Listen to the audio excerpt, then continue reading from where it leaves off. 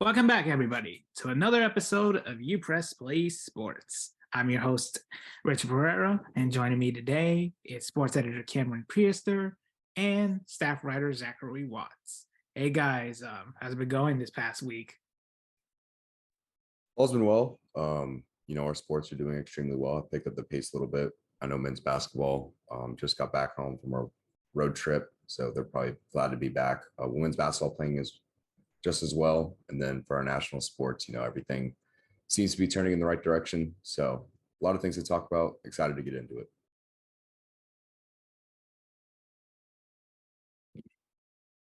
You're on mute, Cameron. I'm doing okay as well. Like Zach said, most of the teams are doing well, and there's some good national sports news to talk about from this weekend, so I'm ready to get into it. All right. So definitely a good week for men's basketball as we'll start off with them. This past weekend, they had a little trip to Texas, playing 2 games against UTSA and UTEP. It took both games by convincing margins, 83-64 against UTSA in a blowout, and then 67-59 victory over UTEP. While the score was relatively close, it was mainly because of some officiating that went UTEP's way, as they got a lot of free throws as a result. But luckily for the Owls, they come out of Texas with their winning streak still alive at 18 in a row, as they have a 19-1 record at the moment and undefeated in conference play with a 9-0 start. So, guys, what are your thoughts on how the Owls played these past 2 games? Well, the mental toughness aspect usually goes kind of undermined, but it's extremely difficult to go. I think before even the Texas road trip, they were at Western Kentucky.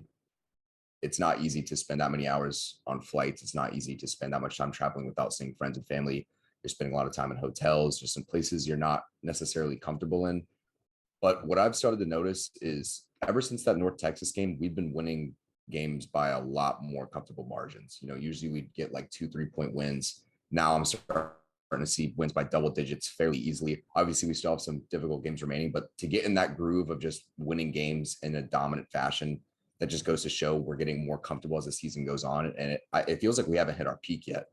As for the games themselves, I feel like the biggest person that stepped up, Janelle Davis, he's done extremely well in that Texas road trip. I think he had 20 points in the first game and 14 in the next, leading scorer in both games. So he played exceptionally well. Obviously, we're playing great team basketball overall. A lot of guys getting double digits, a lot of minutes off the bench as well. We're just playing solid team basketball, which is obviously we can't reiterate enough as the season's gone on. But it's been a pleasure to watch. Yeah, no, on that 3-game road trip they had, they look great. This team is just, like Zach said, so mentally tough on the road, and then it's great because getting the wins in these tough games here in January is going to be so important, not only for like a resume standpoint, but winning those tough games like in the conference championship, when you're playing, like, have to win like 4 straight games in an unfamiliar environment. But yeah, they just continue to look great every time they step on the court. Looking at UTEP, I think they defended the 3 probably a lot better than they have. It's kind of, in the conference play, it's been kind of a one of the few lackluster standpoints, but they did very well with that against UTEP. Held them to, I think, here at 18% all night. And UTEP's not a fantastic team from 3 going into that game, but either way, it's great to see them kind of improving that aspect a little bit. Heading into Middle Tennessee, you just want to see them continue more of the same things, playing team basketball, getting started early, shooting the ball well from 3 from early on, trying to get ahead early on. But yeah, it should be an interesting matchup. It looks like stadium's already sold out like 2 days in advance, so it should be an awesome game on Thursday. Well, that's mainly for the student section, but yeah, it's definitely going to be very good when it comes to turnout from FEU fans. And you are right, Zach. Like, the first 5 games of conference play for FAU, they were all decided by 4 points. They all won those games by 4 points or less. So the margin was very, very small for FAU to start conference play.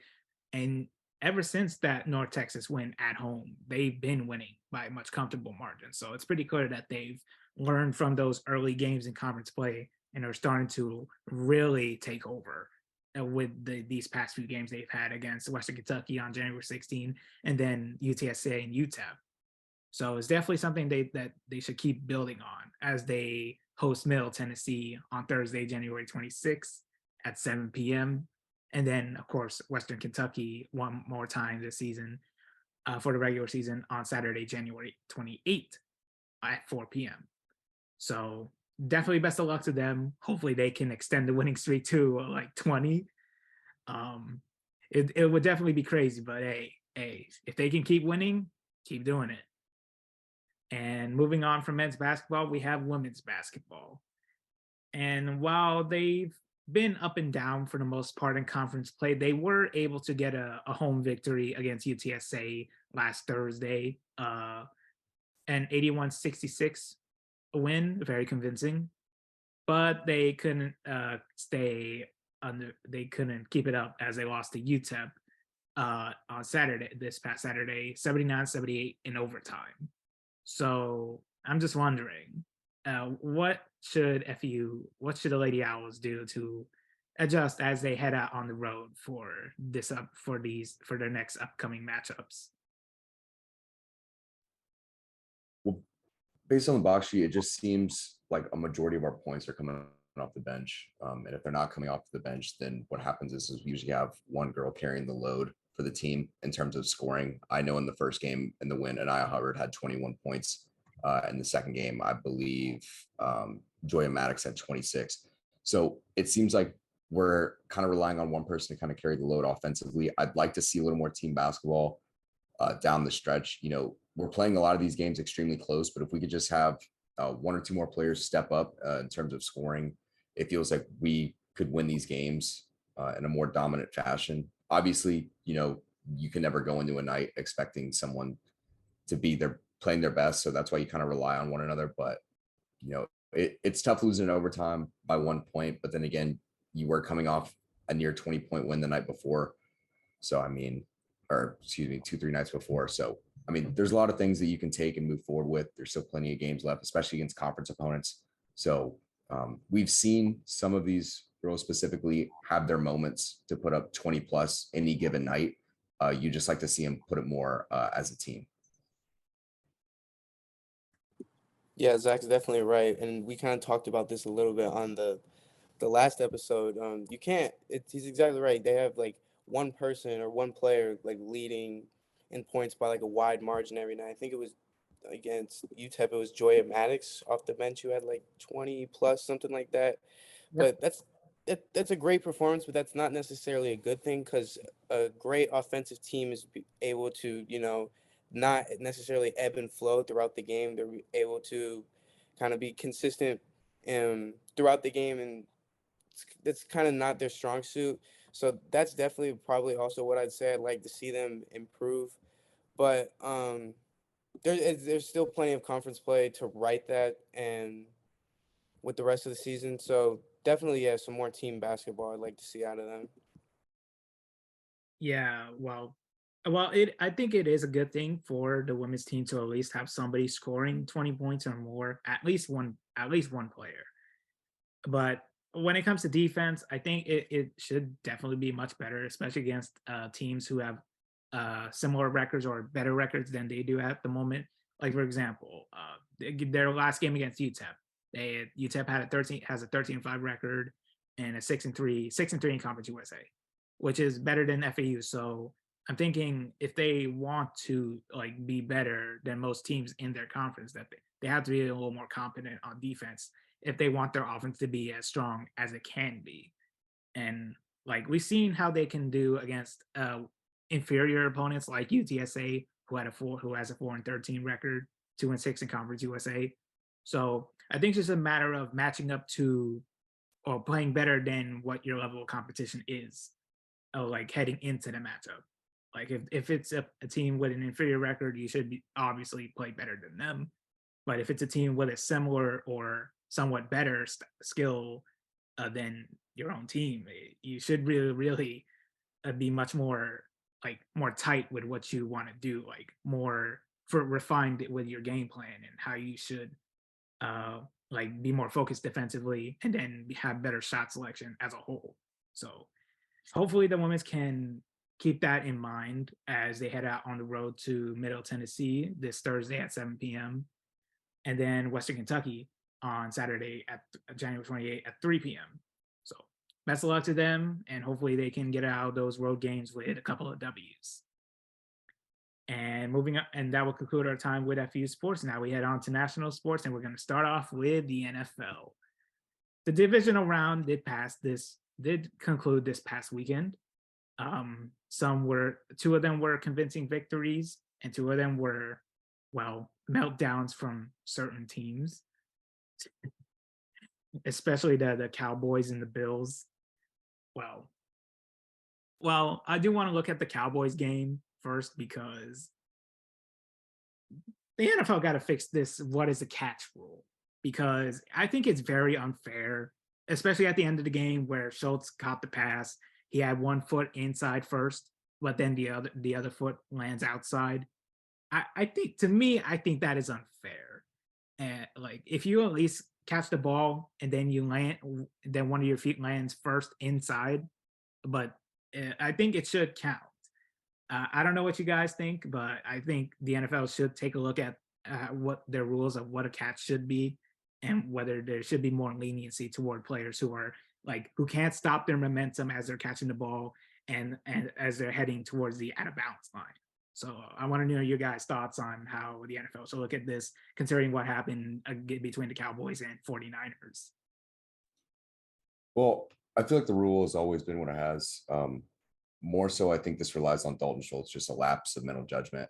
Given the time, you're wide open. You're just not, I guess, fully cognitively aware of where you are close to the sideline. But I mean, in instances like that, I feel like it shouldn't be detrimental to like a rule change. I would say a more like a closer catch that I would mind bringing it up was the Jamar Chase touchdown catch. I think towards the second half of the Bengals-Bills game where Matt Milano knocked it out. Like, dude took 3 clear steps and then punched out. Like, I'm not really like big on like knocking it out that late. Like, it was obviously a catch, it was obviously a touchdown. But the game was well out of reach, so I'm not really too upset about that.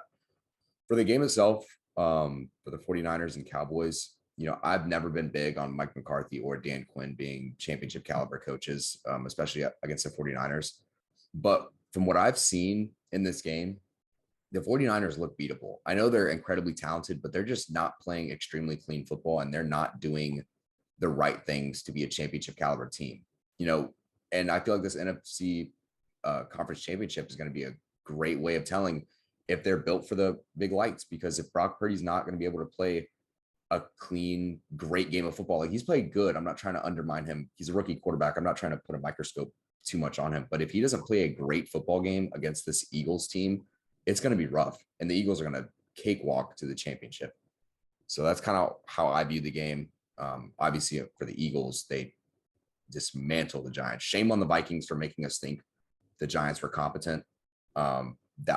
It's the battle of frauds out in the NFC East, I guess. Yeah, that loss on the Cowboys definitely comes down to coaching and the offense, because he's right. That team looked beatable. They made several mistakes, and Brock Purdy has looked, for what he was sold as, like Mr. Irrelevant, that 7th-round quarterback. He has looked great, but he has, like, made some young guy mistakes, which isn't, like you said, isn't to shame him. He's a rookie quarterback in biggest game of his life. But like when I think it was Ray McLeod who fumbled that punt, left him on the 20-yard line, and then the first play in the red zone is a first down, leaving you with goal to go. You have to score in that situation, and that puts them up 4, I think, if I'm not mistaken, late in the half. That's such a big momentum swing, and all you need to do is push the ball 15, 16 yards. You have to come up and capitalize in that situation. That falls on Dak and McCarthy. Not entirely Dak, but he's got to lead the offense into a touchdown in that situation when you're billed as the, big money franchise quarterback guy. And it's leaves them in a tough situation because they're in this like purgatory of sorts. Because what do you do with Dak? You know, you don't like abandon him and roll with Cooper Rush, whose ceiling is not the hate. His ceiling is just an average quarterback. So it's and I'm not sure the exact numbers, but I'm sure they're not in a great cap situation right now. They're either probably in the negative or not have much to spend at all. So they're in an odd situation. I'm not sure what you do. Maybe sort of like a philosophy change of like how you're attacking. I'm not sure what you do, but it's a tough beat for the Cowboys. Yeah, well, when we look at the divisional round, the Eagles beating the Giants, it was very expected. Like the Giants already overachieved. They were pretty much playing with house money. They already took down the Vikings. Like Giants fans can live with the result because this season was very unexpected and particularly a very good one, especially for what they have going and definitely something that they should build on heading to the next season. So no, there's nothing to be ashamed of when it comes to the Giants. They had a great season, overachieved the expectations, and really the Eagles, they just played a much better team in the Eagles, who I would say will be one of the Super Bowl the teams appearing in the Super Bowl. I do think they are much better than the 49ers, even though the 49ers have played very well and they have a great player in Christian McCaffrey, who the Cowboys just couldn't stop. So even though the Cowboys were pretty good defensively, the 49ers were as well. It was a pretty good defensive game. It was basically the offensive. It was basically the offense that really came to play, like defining moments from the offense that came to play, and then the Cowboys, they just couldn't come through. Even though they had a blocked extra point from Brett Maher, even though he went out to make 2 field goals, like he more than made up for it after struggling in the last game. It was Dak Prescott who really underperformed and let his team down. So it's definitely a lot of disappointment for the Cowboys, and hopefully that they try to recover from that next season. But 5 or 6 years into the Dak Prescott project, and they haven't appeared in one NFC championship game. That's tough. And as we look at the AFC side of things, the Chiefs and Bengals, part 2, I guess. The Bengals exposing the Bills as pretenders after the Bills struggled against a Miami Dolphins squad who were playing their 3rd string quarterback in Skylar Thompson. That should have been a major red flag for the Bills when it comes to the Bills. So the Bengals definitely took care of business there, and then the Chiefs. They beat the Jaguars, even though the Jaguars put up a very good fight, only losing by 1 touchdown. So as we look at these conference championship games, what do you think would be the potential Super Bowl? Well, first off, I'd just like to hate on the Chiefs a little bit. I was very upset watching this game. How do you only get 1 penalty called against you for 5 yards? Like, I get you. There's some things called playing clean football games. I completely understand that. But it just felt like it was impossible for the Chiefs to do wrong. Like, it just felt like the refs were very lenient and not throwing flags against them. Obviously, I thought the Chiefs were going to win outright anyway, but the Jags had a chance to win that game. You know, they exceeded all expectations similarly to what the Giants did, but they had every right to be in that game. Also, Chris Collinsworth I swear he has an obsession with Patrick Mahomes. It's starting to bother me. I almost had to mute my TV and watching it. It's unbelievable. Like, man pump fakes and throws the pass away, and he's like, oh my God, unbelievable play by Patrick Mahomes there. And then Trevor Lawrence throws a 70-yard dime, and Christian Kirk drops it, and he's like, and in the biggest moment, you overthrow him. I'm like, what are you talking about? So just had to get that out of the way. As for the Bengals-Bills game, Bengals showed up to play. Joe Burrow with another classic one-liner, send those refunds. Classic. Doesn't get better than that. Bills exposed for the frauds they are. They're just relying on Josh Allen to carry a team with no run game and no offensive line and just 1-star receiver. Gabe Davis is a good number 2, but I feel like Josh Allen really overshadows the holes they have in their offense, but he also makes some mistakes. Like I've said, turnovers, not playing the cleanest of football late down the stretch, it's going to cost you championship games. So, the Bills are going to have to do some deep soul searching within the offseason if they want to move forward in the future. Zach, I'm glad you brought up Chris Collinsworth, because hearing him say King Patrick was crazy. But looking at the Bills Bengals game, no matter how great or high powered your passing offense is, it's not going to be a fix for not having or being able to establish a run game. And we should give credit to the Bills defense, because they have one of probably the better defenses in the NFL. But just disaster by Bills offense. And they're kind of in a similar situation, like I said, to the Cowboys, because what do you do? It's only going to get more expensive every year for Josh Allen. Same thing, the cap hit for Stephon Diggs is only going to get more expensive, and that's like the problem in the NFL when you're paying these quarterbacks such big money. It gets harder and harder to build around them. So, not much they can do, but they have to figure out a way to establish the run game. Either if they do that by somehow keeping it with Motor Singletary and James Cook, or trying something else. But they have to figure out, they can't just rely on Josh Allen to play hero ball, because that's going to lose you championship games because of the turnovers and just the bad side of the volatility that comes with it. So, but looking at the next week, I still like the Chiefs.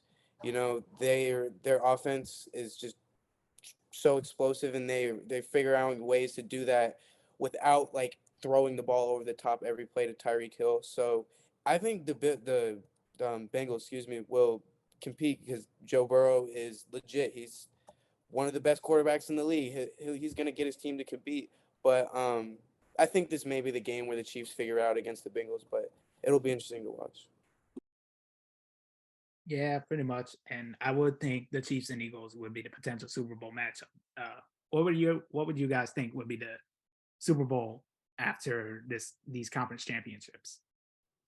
Well, there's a lot of narratives that I think would fit. Obviously, Chiefs, Eagles. You have Andy Reid facing his old team, the last year off to the Super Bowl. So that'd be an interesting topic to look at. For the 49ers side of things, they have been so close yet so far every year, and to finally get it done with Mr. Relevant, it just seems like kind of storybook, but I just don't see it happening personally. Jalen Hurts completely stepping up, as well as Nick Sirianni. It feels like the Eagles have had a monumental step up in terms of just how well they've been playing as a team. And, no more to be said about the Chiefs. They just seem like they are going to be in the AFC Championship every year, just like the old Patriots dynasty. So they've kind of taken over as like the dynasty of the NFL. But when I look at Joe Burrow and the Bengals, it just seems like that underdog story always. I mean, I know they're 12-4, but it just never seems like people really count on them to continuously win for some reason. He plays behind a middle school offensive line and somehow still gets passes off in under 3 seconds, always able to diagnose coverages. Their defense has been playing phenomenally. Eli Apple continues to just play the villain role on social media. I think the Bengals literally have him on the squad as like a Patrick Beverly. That's how I view Eli Apple. So I'll always be rooting for them in that regard. But yeah, if I were to have it my way, I want Bengals Eagles. But I feel like worst case scenario, we get Chiefs 49ers. I like the Chiefs in this. Like I just said, their offense, and I just think this is the one. And then looking at other conference championship, I think I like to take the Eagles. It's like kind of like the easy pick, but Brock Purdy, he's been great, but he's, like I said, he's just made some mistakes that I think the Eagles defense is the one I think is going to catch him on those. That defense is just loaded with monsters. They've made the right moves to get them there with the defensive line, and then probably the best secondary maybe actually in the league. I think this is just it sucks because this ride watching Purdy has been great. Like the last pick in the draft, and he's probably the best story in the NFL right now. But I think this might be the game he gets caught. So I'm gonna say Chiefs Eagles. Yeah, we'll see what happens. in this weekend, but it's definitely going to be a very fun one. And for our last topic of the day, we have the NBA. And while no trades have come about since, the Lakers did make a pretty significant trade. They sent out Kendrick Nunn and 3 second-round picks to the Washington Wizards for Rui Hachimura. So my first thoughts, I first saw the announcement on Reddit. Like I was like, wait a minute, they actually did it. So I went on to Twitter, checked out Shams, and it was actually legit. And then I went on to Woj. He also said the same thing. So so it's definitely a very good pickup for the Lakers. They really needed to repair that front court depth that they were severely lacking, especially once Anthony Davis went down with his injury. And while he is coming back very soon, sometime this week, um, man, Kendrick Nunn. Well, it's unfortunate to see it didn't pan out for him the way he thought it could, especially when he first went there. He thought he was going to be a very good spark plug off the bench. And then the injury kept him out for a whole year. And then he finally comes back and he's not what he once was when he was during his first season with the Miami Heat. So it just didn't pan out. And while he was starting to gain some momentum, the Lakers really needed to trade him for somebody who could really help them, especially at the 4th spot, because Rui Hachimura is definitely very good offensively. He's good at shooting the 3 ball, and which is something the Lakers really need right now because they need some consistency on the perimeter, and he definitely adds some muscle and height on the depth chart, as he will definitely be useful for them as they try to make the playoffs. So I want to know your guys' thoughts on the Lakers making this trade and how does this help them improve for the rest of the season? Great trade for the Lakers. Obviously, you addressed the front court needs with the AD injury. They don't have a lot of depth, so they need to kind of get everything they can if they want to view themselves as a playoff team. What I'm just curious about is, are the Wizards stuck, like Cameron said, in like a purgatory type of sense? Like it just seems like they're always trading for guys that are either on prove it contracts or prove it years. And they end up just getting shipped out. Like if they end up playing well, it's not like the Wizards can retain them if they play well. They just have to ship them out anyway. So they're always just stuck in this like limbo effect of bringing in guys, seeing if they'll work out. If they do work out, great, you trade them away. If not, like you're stuck with another terrible guy on your roster. And they let go of a really quality player in Rui Hachimura. So yeah, good on the Lakers. As for the Wizards, I stuck in purgatory, limbo, whatever you want to call it. It's sad. No, you're definitely right. It's like an endless rebuild in there. And I love Bradley Beal. He's like one of my favorite players. And it pains me to see like them waste such a talented like scorer. It's just been like ever since John Wall left, it's just like such an unserious franchise all the time with everything they do. But looking at the Lakers side, it definitely is. It's a great trade for them.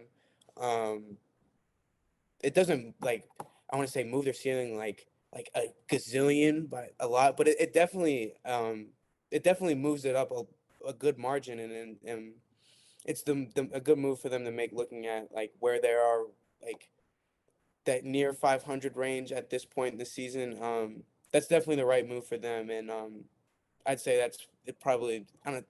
Either of them got like fleeced, but I'd say they won that by easily.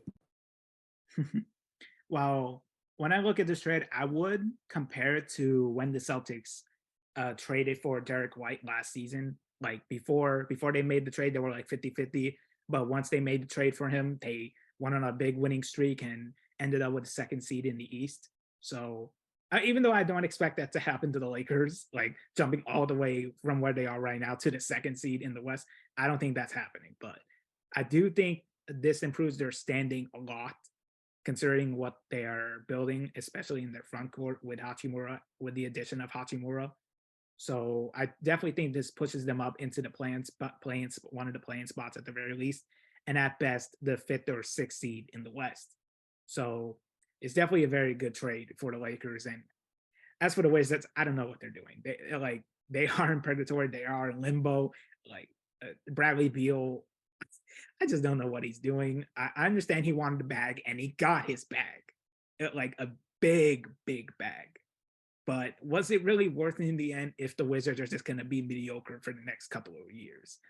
I just don't know if it was really the best decision besides the financial reasons, which I understand Bill making making the move for that contract. But when it comes to basketball reasons, no, nah, I just don't get it. Though he made a wrong choice trying to stay with Washington. He could have at least went to South Beach. He probably would have been in a much better situation then. And then when we look at, while no trades have happened yet as to date, which team do you think should make a trade before the trading deadline comes around?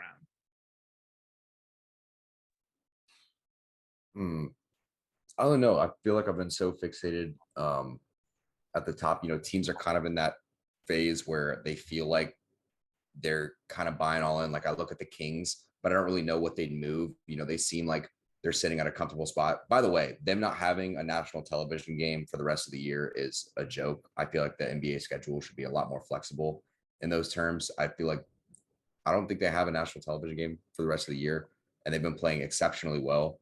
I don't know if they should make a trade. I feel like if they were to make a move, I don't know who exactly they'd move for. I don't know where their weaknesses really lies. As for other teams that are just on the fringe, I mean, all the teams that are at the top, I feel like are set in stone roster wise. Like you look at the Celtics, solid. Nuggets, pretty solid. Another team out of the East. Look at Brooklyn. Brooklyn doesn't need to do anything exceptional. So I don't know what needs to be made. I don't know what teams are gonna kind of go all in at this point because you're either solid or you're not. We're in that phase where teams have either solidified their championship rosters, quote unquote, or they're still trying to put the pieces together. Yeah, can't really think of like one specific team, that I'd be like, yeah, they have to make a move. If you would have asked me like a couple of days ago, I would have probably said like the Lakers, but like maybe I can't really say that now. Yeah, I'm not sure. Like you said, maybe the Kings because you don't know if they're gonna be able with how they're set currently right now, gonna be able to like ride that for like the rest of the season. But moving anybody on that roster, I feel like would kind of just mess up any kind of potential moving forward because you don't have like that, huge one star power on that team. I'm not sure. Yeah, I don't really know who would like has to make a move right now because like you said, all the teams that all like the contenders, they have their roster set and their guys. So I don't know, but it'll be interesting to watch as we look at the trade deadline. Yeah, definitely. And while I don't think the Lakers are done making trades yet, there's still a chance that they could get Cam Reddish from the New York Knicks, who is obviously frustrated with his lack of playing time under Tom Thibodeau. Even though the Knicks are doing okay, they are on a 4-game losing streak and are in the 7th seed, which is the playing spot. So, while I do think they are still good enough to be in the plans, I do think that the players that they aren't using right now, that they're just warming up the bench for, like Cam Reddish, I think they should really accept his request for his trade request and send it to a team who will play him. And the Lakers could be that team, or the Miami Heat, who might need some help adjusting their bench depth, and they would like a player like Reddish, who is athletic and who has defensive talent and who has good solid 3-point shooting on most occasions. So it's either the Heat or Lakers when it comes to Cam Reddish, and then you have Evan Fournier, who is a good 3-point shooter that certain teams might need, especially if they are lacking in that department. And then you have the Indiana Pacers with Miles Turner and Buddy Hield. And we've seen the Lakers trying to get them early on in the season. I don't know if they're still interested in getting those two players in particular, but those two guys, they're definitely players that teams would want to go after before the trading deadline hits around. So it's just very interesting to see what is going on at the moment because only one trade has happened, and that is between the Lakers and Wizards. So at the moment, we can't really say for sure, but it's definitely very interesting as we go forward. Yeah. I'd say one team that kind of like slipped my mind, but the more I think about it, it just kind of makes sense. the Warriors are kind of always this championship team that we view as being stout heading into the playoffs. You know, I think they're like second worst in the league in terms of defensive efficiency. If they did make a move, you know, they have a lot of offensive firepower that they could trade out. You know, I think Otto Porter, Gary Payton haven't really panned out as much as they would like. JaMychal Green as well. You know, if they are going to make a move, I could see possibly bringing in a big man, Jacob Poeltl. You know, he'd be a good size to bring in, especially as a backup big man. I don't know if they want to ship out James Wiseman. He hasn't really panned out this year as much as you'd like to see. So that's a team I could also see making a move as well. You brought Rich, you brought up the Heat, and thinking about them, I just feel like any type of move they make will be like so underwhelming because like in the past 2 off seasons, they've been built as a team who's like all in on making that huge move. It was like Donovan Mitchell, I think. Yeah. A lot of talk about him last season. So any move they make is just gonna be so underwhelming, and they've improved, but that's another team that I'm not sure what move they make that would move their ceiling higher or just improve the team that much more than where they are now. But like Zach said, I think the Warriors might be an interesting team because this he's right. This is just not a position you've seen them at really ever. So there's definitely a bunch of teams that could potentially make that move here soon. Yeah, and we won't know for sure until they make those trades, but we'll see which teams make a spectacular trade and which teams make a terrible trade. So it's definitely going to be very fun to see which teams do those type of trades. So definitely can't wait for those. With that, that'll be it for this episode of UPressPlay Sports. Make sure to hit like and subscribe. Click the bell to keep up with notifications from us. Also, be sure to go on upressonline.com to keep up with news, sports, and more content alike. To follow us on Twitter, it's for me, at Rich26 Pereira, for Cameron, at Prehistor Cameron, and for Zach, at Zach Watts 1_. Thanks for watching, everybody, and have a great day.